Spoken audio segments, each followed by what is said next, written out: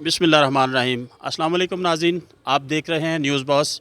मैं हूं आपका होस्ट सैयद मोहम्मद यासीन हाशमी। नाज़रीन, मैं इस वक्त ख़ित्ता पोठोहार के इलाके थाना डोकरत्ता अमराल में मौजूद हूं।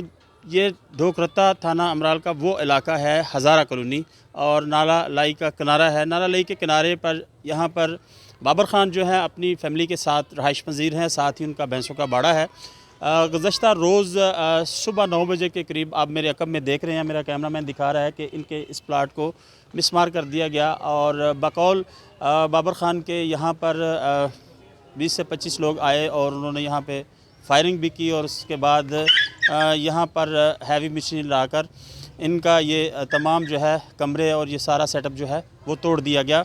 मेरे साथ बाबर ख़ान मौजूद हैं और दीगर अफराद मुतासरा, और पुलिस ने बजाय कि इनका मेडिकल करवाती या इनकी तरफ से भी कोई कार्रवाई करती, ताहाल पुलिस ने इनकी तरफ से कोई कार्रवाई नहीं की, उल्टा इनके ऊपर एफआईआर दर्ज कर दी है। अब बाबर ख़ान जो है वो मेरे साथ मौजूद हैं। ये इनके माथे पे देख सकते हैं कि यहाँ पे ये जो 12 बोर के कुछ शर्रें हैं वो भी लगे हुए हैं। और ये क्या सूरत हाल थी, असल क्या वाक़या है, असल हक़ाइक़ इन्हीं की ज़बानी जानते हैं। बाबर भाई, क्या हुआ ये सुबह 9 बजे के करीब आप बता रहे हैं कि यहाँ पे जो वाक़या हुआ वो नाज़रीन को बताएं। सर, ये प्लाट है हमारे पास 2013 में हमने ये राजा लियाकत डॉक्यूमेंट के आल गए हैं उनसे ख़रीदा था, और उसके बाद से हमने ये अब बाहर फ्रंट पे जो है इसका सर्विस स्टेशन बनाया हुआ था, और इधर पीछे हमने भैंसें बांधने के लिए बाहर फर्श भी है, खुरली भी लगी हुई है। इधर साथ ही मेरी छलियों वाली भट्ठी थी जिसमें रेत गर्म करके छलियों, वो प्लाट मैंने किराए पे दिया हुआ था, वो छलियों वाले भट्ठी के लिए जो मज़दूर थे उनकी रिहाइश के लिए ये सामने 2 कमरे और साथ मैंने अपनी गाड़ी का गराज बनाया हुआ था। सुबह 9 बजे जो है बाबर जदून, आसफ़ एडवोकेट और एहतशाम एडवोकेट, एहतशाम तो नहीं था, उसका बड़ा भाई ज़ुबैर उर्फ ज़ूबी, तो वो लोग सर असला लेके और एक्सवेटर लेके साथ आ गए हैं। हम तो सो रहे थे, सुबह 9 बजे का टाइम था। तो जब फायरिंग की आवाज़ सुनी है तो मैं जूँ ही बाहर निकला हूँ तो मुझे बाबर ने फायर मारे हैं, जो कि मुझे ये सर पे भी लगे, एक इधर माथे पे भी और ये बाजू पे भी। और मैं तो उसके बाद 15 पे मैं कॉल करता रहा हूँ, 4-5 कॉलें की हैं तो कोई नहीं आया। एक्सवेटर के साथ उन्होंने मेरे कमरे तोड़ दिए हैं, मेरे सर्विस स्टेशन की बिल्डिंग सारी तोड़ दी है। हालांकि मेरे प्लाट की बाउंड्री वाल लगी हुई थी, कंडा तार लगी हुई थी, कंडा तार उन्होंने उखाड़ दी है, सब कुछ उखाड़ के। और 15 की पुलिस जो आई है तकरीबन 40 मिनट के बाद आई है, और मुझे ज़ख्मी हालत में पुलिस अपनी गाड़ी में लेके गई है हॉस्पिटल। और उधर जाके मुझे कहते हैं कि आपको ट्रीटमेंट की ज़रूरत नहीं है, सब इंस्पेक्टर रियाज साहब आप घर चले जाएं, तो आपका हम एफआईआर दे देते हैं। तो जब मैं इधर आया हूँ, दरख्वास्त मैंने लिख के दी है, तो वो कहते हैं हम दरख्वास्त नहीं लेंगे, आप डीएसपी साहब को दे दें। फिर मैं डीएसपी साहब के दफ्तर गया हूँ तो उन्होंने फिर मुझे थाने भेजा है। फिर जाके उन्होंने मेरी दरख्वास्त तो ले ली है, लेकिन उन्होंने यही एक तो नुकसान भी हमारा हो गया है, प्लाट हमारे पे कब्ज़ा करने की भी कोशिश की गई है, और हम पे ही पर्चा दे दिया है उन्होंने 324 का, क्योंकि दूसरी पार्टी एक तो वकील हैं, दूसरा बदमाश है, उनका प्रोफेशन ही ये है कि वो लोगों की ज़मीनों पे कब्ज़े करते हैं। रावलपिंडी इस्लामाबाद में इसके अलावा भी उन पे दहशतगर्दी, कब्ज़े, अगवा बरएतवान की एफआईआरें हैं, और उन्होंने अपने 2 गनमैनों को खुद साख्ता फायर मार के हम पे पर्चा, और इन कमरों को जो कि मेरी मलकियत में थे इनको अपना शो करके हम पे ही एफआईआर करवा दी है। और पुलिस जो है हक़ाइक़ को जो है सामने नहीं लेके आना चाह रही, क्योंकि मैंने अपने मलकियत के सबूत भी दिए हैं और दरख्वास्त भी दी है, लेकिन एसएचओ साहब कहते हैं जब तक सीपीओ साहब नहीं बोलेंगे मैं आपकी एफआईआर नहीं दूंगा। और सर हमारा नुकसान भी कर गए हैं, हमें भी ज़ख्मी करके चले गए हैं, ना तो हमारा मेडिकल करवाया पुलिस ने और ना ही जो है पुलिस कार्रवाई कर रही है। और बदमाश लोग जो जब पुलिस आई है तो वो इधर ही मौजूद थे, एक्सवेटर गाड़ी के साथ उन्होंने मेरे कमरे तोड़े हैं, मेरी सर्विस स्टेशन की बिल्डिंग तोड़ी है सारी, और एक्सवेटर को बाउंड करने के बजाय पुलिस ने अपनी गाड़ी की निगरानी में उसको पिंडी शहर से बाहर निकाला है। और जबकि जो एफआईआर हम पे उन लोगों ने करवाई है उसमें वो अपना मौक़िफ़ इख्तियार कर रहे हैं कि हम लोगों ने ये कमरे कुल्हाड़ियों के साथ तोड़े हैं, जबकि मेरे पास सीसीटीवी मौजूद है, जो कैमरे इन लोगों ने बाद में तोड़ दिए थे। सीसीटीवी में देखा जा सकता है कि एक्सवेटर वो लेके आए हैं और एक्सवेटर के साथ उन्होंने ये कमरे मेरे तोड़े हैं, और मेरा सर्विस स्टेशन की बिल्डिंग सारी तोड़ दी है। और मेरे जो बंदे इधर छली वाली भट्टी पे जो मेरे किराएदार थे उनको ये लोग पहले मारते रहे हैं हाथियों के साथ और बंदूकों के बटों के साथ। वो तो गरीब लोग थे, वो तो डर के मारे फिर भाग गए हैं। इसके अलावा सर आप ये देख लें, वो तो बासर लोग हैं। एक तो बाबर जो है चेयरमैन है, साहब का नाज़म भी है, अभी मौजूदा चेयरमैन है, और दूसरे 2 भाई उसके वकील हैं, वो अपनी वकालत की आड़ में कब्ज़े कर रहे हैं, कब्ज़ा माफ़ी हैं वो। तो सर हमें इंसाफ दिया जाए, एक तो हमारी एफआईआर दी जाए, दूसरा इंक्वायरी करके देखा जाए कि हमारी जगह है और कब्ज़ा करने की कोशिश उन लोगों ने की है और एफआईआर भी हम पे हो गई है। ठीक। तो सर उन पे एफआईआर होनी चाहिए और हमें इंसाफ मिलना चाहिए। अच्छा, आपके साथ और कौन से आपके घर के लोग हैं जिनके ऊपर एफआईआर दी गई है? सर जी हालांकि मौके पे तो मैं और मेरा भाई आदिल मौजूद था और फायरिंग की आवाज़ सुन के मेरे कज़न और 2-3 लोग और मलेदार सामने आए थे। मेरे बुज़ुर्ग तो यहाँ पे मौजूद ही नहीं थे और इन्होंने एफआईआर एक मेरे कज़न मदर ख़ान पे करवा दी है, जो कि उस वक्त एबटाबाद में थे।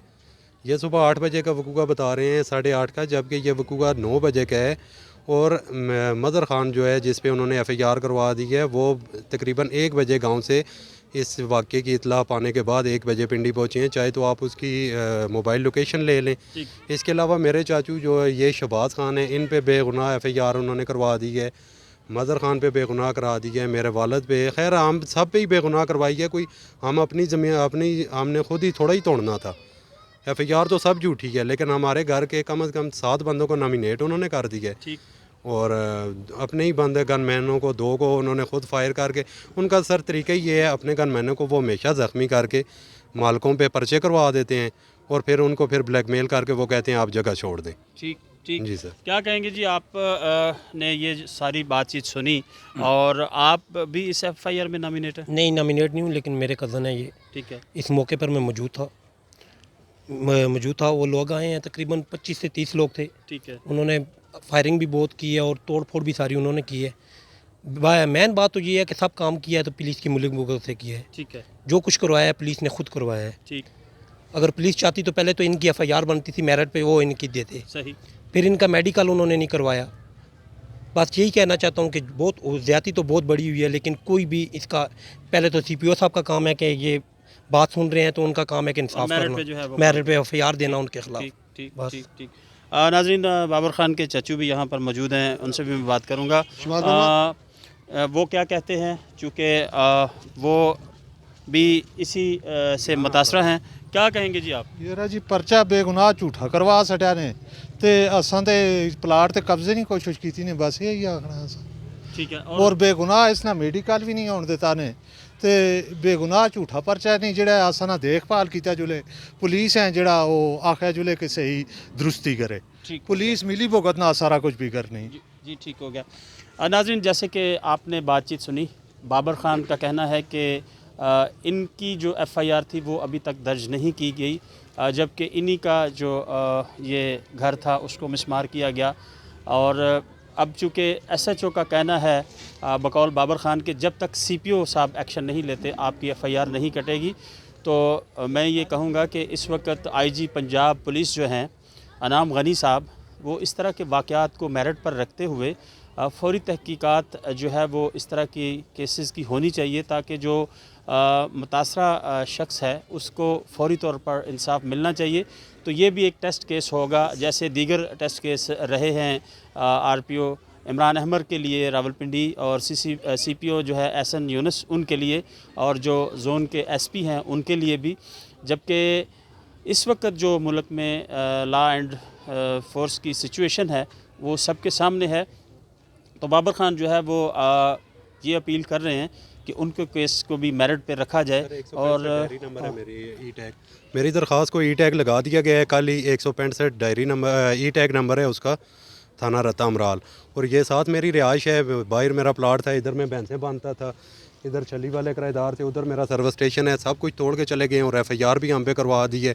और एसएचओ साहब मौके पे आए हैं, और सब इंस्पेक्टर हयात भी। एक तोड़ा खाली खोल का 12 बोर और क्लाशनकोप और M16 पता नहीं कौन सी बंदूक बता रहे थे वो।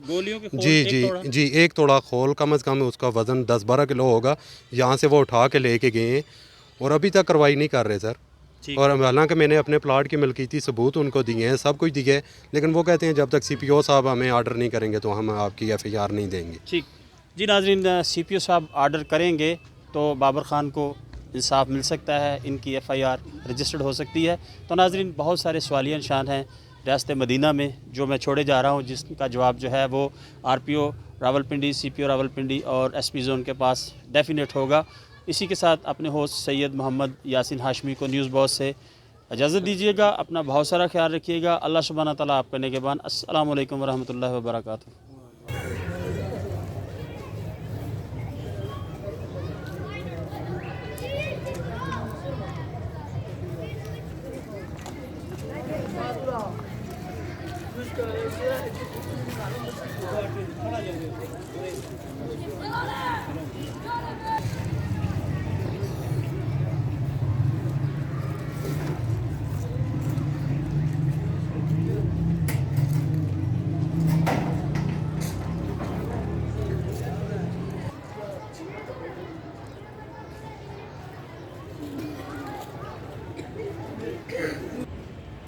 ये वो लोग आना शुरू हो गए।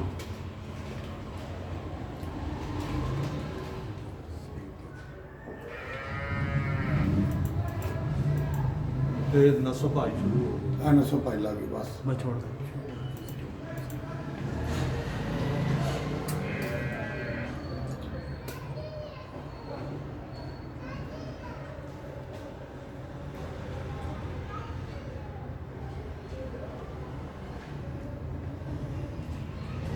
वो मंजिया चाक बार चपाई ये एक्सलेटर आ गई। वाह ये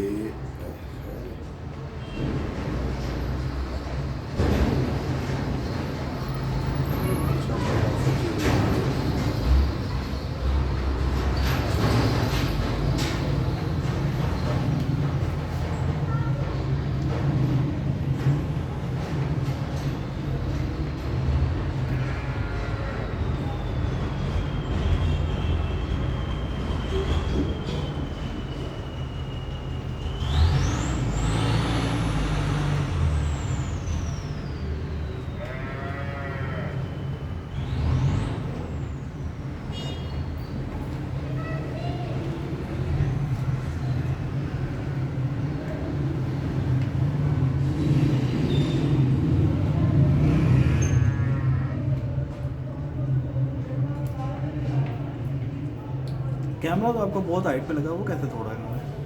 छत पे चढ़े हैं ना, बाहर से जो रास्ता है उधर दरवाज़ा तो नहीं है लगा हुआ।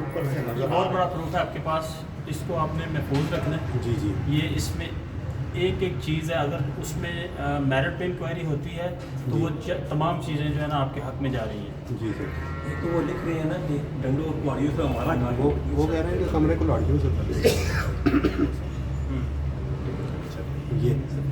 ये बंदूक भी ये बंदूक के छत छत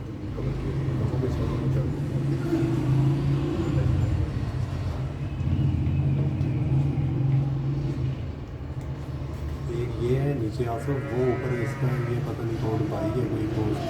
ये दोनों बंदूक लेके खड़े हैं। जी जी, वो उसके पास भी बंदूक है, कंधे के साथ लगाई हुई है, इसने हाथ में पकड़ी हुई है। हाँ नजर आ गई, ठीक है। कैमरे के साथ शेर ये अभी कैमरे के पास कोई बंदा पहुंच गया, ये देखे, ये उसने कैमरा तोड़ दिया।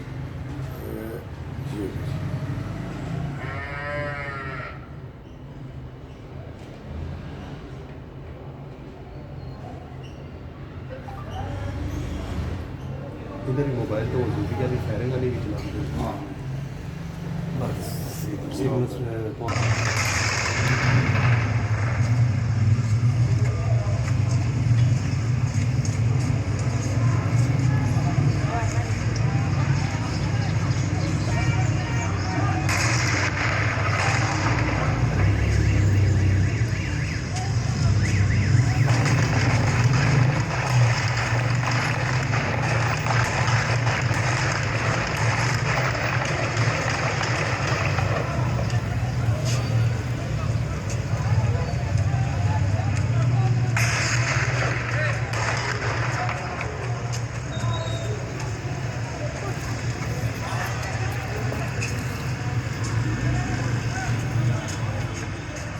ये घर में पत्थर मार कौन है जागल है जेड़ा टोपी लैन